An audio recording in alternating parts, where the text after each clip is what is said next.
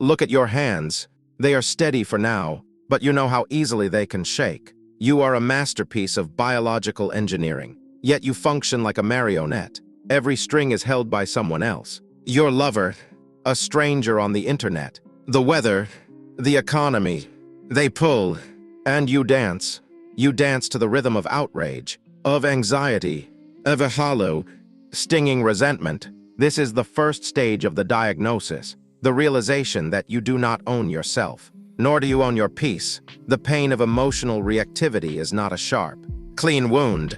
It is a slow poisoning. It begins in the gut, a cold knot that tightens before your brain even registers the insult. It moves to the chest, a suffocating heat that demands you speak, that you lash out, that you defend a self that feels increasingly fragile. You believe you are reacting to the world, but the world is merely a mirror. The turbulence you feel is not the storm outside. It is the lack of an anchor within. You are drowning in a shallow pool. Consider the last time someone slighted you. A casual comment, perhaps a tone of voice. In that microsecond, your sovereignty vanished. You became a slave to their perception. You spent the next 3 hours, or perhaps the next 3 days, relitigating the moment in your mind. You crafted the perfect retort. You burned with the fire of 1,000 imagined injustices. And all the while, the person who spoke the words was sleeping soundly, or eating dinner, or forgetting you existed. You are bleeding from a ghost wound, clutching a knife that has no blade, yet it cuts. This is the exhaustion of the modern condition. We are hyperconnected and hypersensitive. We have been taught that our feelings are sacred, that every internal ripple is a truth that must be honored. But look at where this honor has led you. It has led you to a state of perpetual flinching. You are waiting for the next blow, the next disappointment, the next failure of the world to meet your expectations. You are a prisoner in a cell where the bars are made of your own judgments. It is a quiet, lonely, bitter kind of hell. Stoicism calls this the sickness of the soul. It is the belief that external things have the power to hurt you. We walk through life with our skin flayed off, wondering why the wind stings. We blame the wind. We curse the air. We pray for the breeze to stop, never realizing that the solution is not to change the weather, but to grow new skin. You are currently allergic to reality. Every event that does not align with your internal script is treated as a catastrophe. You are fragile by your own tragic design. This reactivity is a thief. It steals your focus, your dignity, and your time. It turns your life into a series of frantic corrections. You are not sailing your ship. You are merely trying to bail out the water as the waves crash over the bow. You are tired. You are deeply, fundamentally tired of being at the mercy of things you cannot control. This is the diagnosis. You are a king who has forgotten he wears a crown, choosing instead to beg for scraps of validation. You are suffering because you have mistaken your thoughts for the truth. You are the architect of your own agony, building a monument to your pain while the sun sets on a life you never truly lived. To understand the love of fate, we must descend into the ruins, not the physical dust of ancient Rome, but the cold architecture of the classical mind. The Stoics were never men of stone, despite what the pale marble statues suggest. They bled, they fell, they felt the sting of betrayal and the hollow grip of grief just as sharply as we do today. They were warriors of the spirit, but they possessed a secret clarity. They viewed the inner landscape as a fortress under constant siege. To them, an emotion was not a command, but a report to be filed.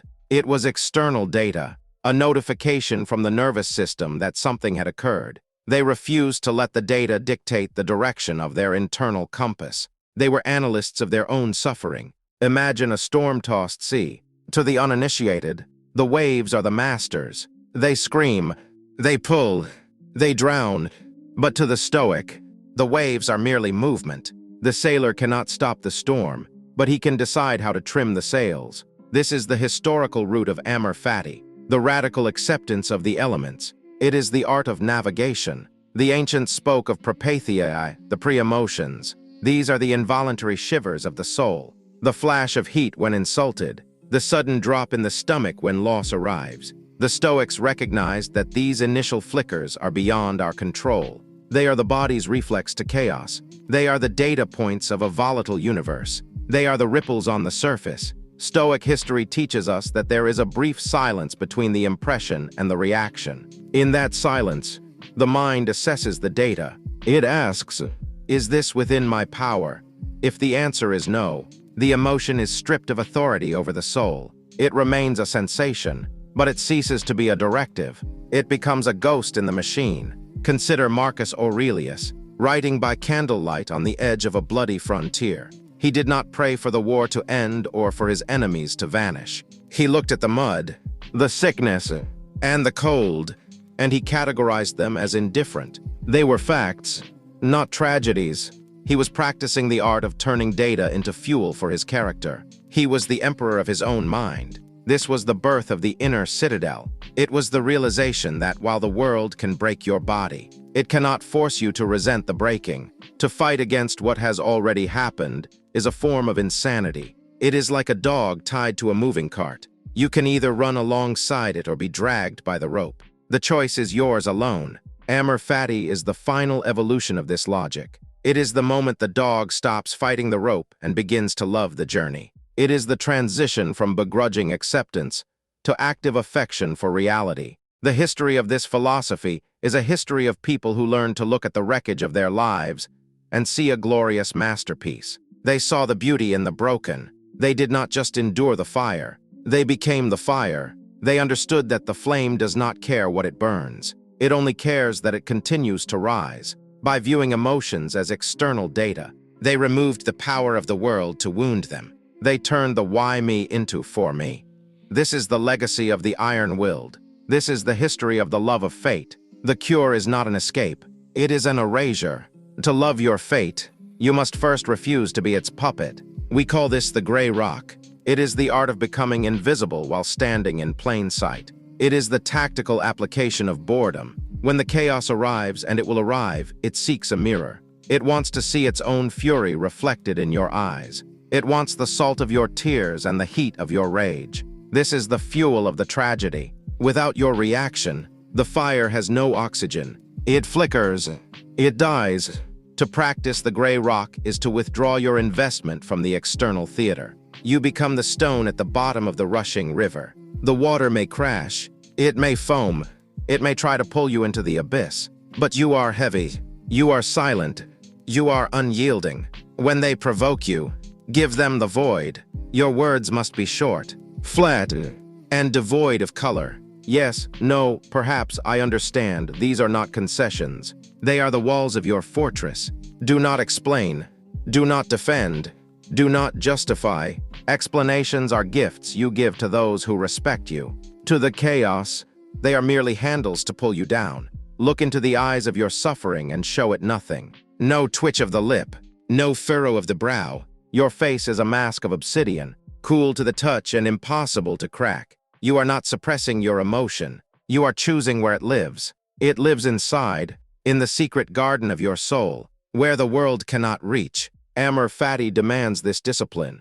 You love your fate not by being a victim of it, but by being the master of your response to it. If the fate is a storm, you are the lighthouse. The lighthouse does not argue with the waves. It does not beg the wind to stop. It simply stands. It shines its light, indifferent to the spray. This is the gray rock. It is the death of the ego's need to be heard. It is the realization that your peace is worth more than your pride. Every time you refuse to react, you reclaim a piece of your life. You are no longer a character in a tragedy written by someone else. You are the author of the silence. In the shadows of this world, there is a profound power in being unremarkable. If you are a mountain, they will try to climb you. If you are a forest, they will try to burn you. But if you are a pebble in a field of a billion pebbles, you are safe. You are free to love your fate in the quiet. This is the cure, not a pill, not a prayer, a posture, a decision to be the void where the world expects a scream. Love the suffering by making it irrelevant to your inner state. Become the rock, become the silence, become the master of the nothingness. By refusing to react, you strip the crown from the head of your tormentor. You become the sovereign of your own internal kingdom. The walls are high, the gates are shut. Inside, there is only the steady, cold light of reason. This is how you survive the winter of the soul. This is how you turn your fate into a masterpiece of endurance. Remain stone, remain still, remain free. This is love. It is the only way to truly live when everything else falls apart. Amor Fati, always.